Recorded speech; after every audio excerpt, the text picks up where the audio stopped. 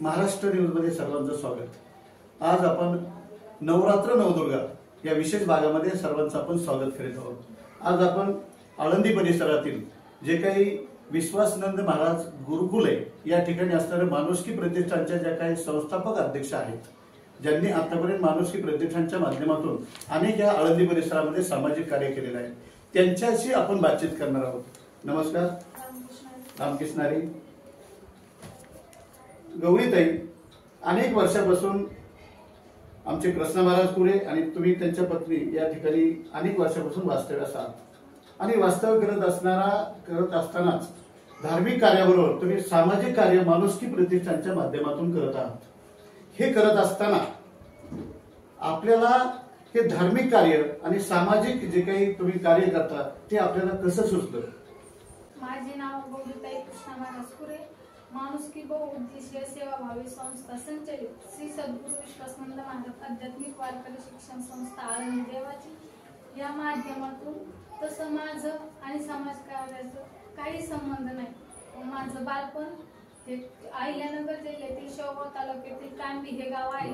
माझा जन्म देखील तिथेच झाला आणि माझे वडील विठ्ठल हरिभाऊ क्षीरसागर हे शेती करतात। माझेही मामा तिथलेच होते आणि मी 1ली ते 4थी हे शिक्षण जिल्हा परिषद प्राथमिक शाळा कांबी या ठिकाणी घेतलं आणि तिथून 5वी ते 10वीचं शिक्षण कांबी हायस्कूल कांबी या शाळेत घेतलं। आणि मी आमच्या गावाचे कुलदैवत महालक्ष्मी माता आणि भवानी भोलेनाथ महाराज यांची खूप मनोभावी श्रद्धा ठेवली आणि सेवा केली। त्याच योगायोगाने मला असं वाटतं की त्यांची इच्छा म्हणून मला कृष्ण महाराज कुरे हे पती मिळाले। वाह, सुंदर उत्तर ताईंनी दिलेले। परंतु कुरे आणि क्षीरसागर हे जे तुमचं नातं जमलं, हे काय वाटतं तुम्हाला? त्याबद्दल कसं जमलं आणि गावातल्या गावातच असल्यामुळे कसं वाटतं? माझ्या वडिलांना वाटलं निर्व्यसनी मुलगा आहे किंवा महाराजांना लहानपणीपासूनच आई नव्हती, कोणीतरी माग आधार म्हणून कोणतरी पाहिजे आणि गावातली गावात चला बाबा महाराजांचं नाव मोठं होईल, आपली मुलगी देखील आपल्या डोळ्यासमोर राहील या दृष्टीने त्यांनी माझा विवाह त्यांच्याशी करून। आळंदीत आल्यानंतर महाराष्ट्र धार्मिक कार्य करतातच, कीर्तनकार आहेत, आज इथं आणि उद्या कुठे असतील तुम्हाला माहित नसतं, परंतु हे काम करत असतानाच तुम्ही एक सामाजिक कार्याला हात घातला आणि हा सामाजिक कार्याला हात घालत असताना माणुसकी प्रतिष्ठान तुम्ही त्या माध्यमातून काम करत आहात। तर या आळंदी परिसरामध्ये जे काही तुम्ही महान सामाजिक काम करताय त्याविषयी आम्हाला थोडंसं आपल्याकडून जाणून घ्यायचंय। म्हणजे माणुसकी प्रतिष्ठान या महाराजांची खूप इच्छा होती, कारण की अनाथ निराधार वंचित लोकांना कोणतरी आपलं म्हणून पाहिजे। तर आम्ही दिवाळीच्या वेळेस फराळ वाटप करतो आणि हिवाळ्यामध्ये चादर वाटप करतो किंवा रक्षाबंधनच्या वेळेस राखी बांधते। 200हून अधिक लोकांना मी राखी बांधली। तर मला असं वाटतं ज्या दिवशी मी त्यांना राखी बांधली त्याच दिवशी माझं स्त्री म्हणून सार्थक झालं। 200 पेक्षा जास्त भावांना जी महिला राखी बांधते आणि माणुसकी प्रतिष्ठानच्या माध्यमातून जी ह्या आळंदी परिसरामध्ये सामाजिक कार्य करते, ह्या अशा महिलाला आपण या नवदुर्गा या भागामध्ये विशेष सॅल्यूट करूया आणि आपण पुढे जाऊया। मॅडम, हे काम करत असतानाच तुम्हाला 2 मुलं आहेत, एकाच वेळेस झालेली ती 2 जुळी मुलं आणि असणाऱ्या तुमच्या पतिराजाचं तुम्हाला मिळणारं सहकार्य, हे काय सांगाल याविषयी आपण? माझ्या मिस्टरांनी माणुसकी प्रतिष्ठानासाठी वंचित लोकांसाठी खूप असा वेळ दिला, पण घरातलं देखील आणि सामाजिक कार्य देखील हे करत असताना ते जरी कीर्तनासाठी बाहेर कार्यक्रमाला गेले तर आम्ही माणुसकी बहुउद्देशीय सेवाभावी संस्था श्री सद्गुरू विश्वासनंद महाराज आध्यात्मिक संस्था यांच्या मार्फत 4 मुलांपासून सुरू केलेला हा प्रवास आता 45 मुलांपर्यंत येऊन टेकला आणि ती मुलं देखील खूप गोड आहेत। महाराज जरी घरी नसले तरी मला लहान मुलं देखील सांभाळून ते मला किचन कामात मदत करू लागतात। मी स्वयंपाक करीत असले ते लहान मुलं घेऊ लागतात, त्याच्यामुळे ते नसले तर मी पण आमचं समाजकार्य आम्ही चालूच ठेवतो।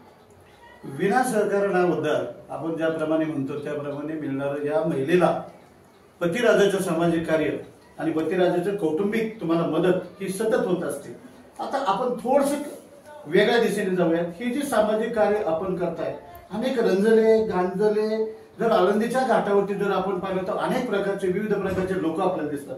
त्यामधून जसं तुम्ही आता सांगितलं मी राखी बांधते, आम्ही अन्नदान करतो किंवा अन्य करतो, तर तुम्हाला या लोकांना जे काही निराधार लोकांना सोडून दिलेलं असतं या समाजामध्ये खरोखर गरज आहे की आपल्या आई वडिलांचं पालन पोषण आपणच करावं, मुलांचं पालन पोषण आपणच करावं, पण ते करत नाहीत.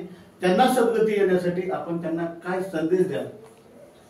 आम्हाला असं वाटतं की ज्या मुलांना आई वडील नाहीत किंवा जे मुलं आनंदीत फिरतात, घाटावर फिरतात, त्यांना एक शिक्षण आणि आध्यात्मिक शिक्षणाबरोबर आध्यात्मिक शिक्षणाची जोड जर मिळाली तर मुलांचं भविष्य खूप उज्ज्वल होतं. त्यासाठी आम्ही श्री सद्गुरू विश्वासानंद महाराज शिक्षण संस्था उघडलेली आहे आणि 4 मुलांपासून 45 मुलांपर्यंत आता ते शिक्षण घेत आहेत. त्यांना काहींना आई नाही, काहींना वडील नाही, पण केलं सुरू होता होता झाले आमचं.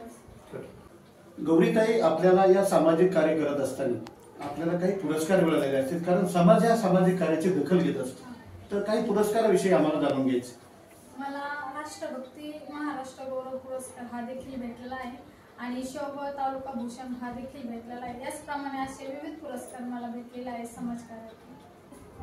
मी तर समाजकार्य करतेच, माझ्याबरोबर माझ्यासारखं इतर महिलांनीही करावं. घरात बसून न राहता त्यांनी स्वतःच्या पायावर उभा राहावं, समाजकार्य करावं आणि सगळी जबाबदारी पुरुषांनीच घ्यावी अशी नाही, पण महिलांनीही त्याच्यात 50% भागीदार व्हावं अशी माझी इच्छा आहे आणि सगळ्या महिलांनी स्वतःच्या पायावर उभा राहून हे कार्य करावं असं मला वाटतं. पण या समाजासाठी किंवा या गोरगरिबांसाठी तुमचं व्हिजन किंवा तुमचं हे काय असणार आहे? आमच्या महाराजांची देखील इच्छा आहे आणि माझी देखील इच्छा आहे की आम्ही लहान मुलांसाठी तर सद्गुरू विश्वासानंद महाराज शिक्षण संस्था खोललेली आहे.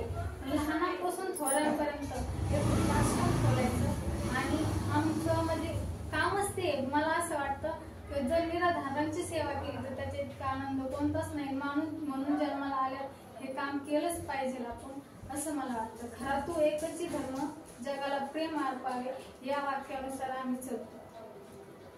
गौरीताईंनी आपल्या आयुष्यामध्ये आपल्याला काय करायचंय, पुढे त्यांचं व्हिजन काय असणार आहे आणि असणाऱ्या महाराजांचं त्यांना मिळणारं सहकार्य, या सर्व गोष्टी आपल्याला या नवरात्र विशेष भागामध्ये बोलून दाखवण्यात आहेत.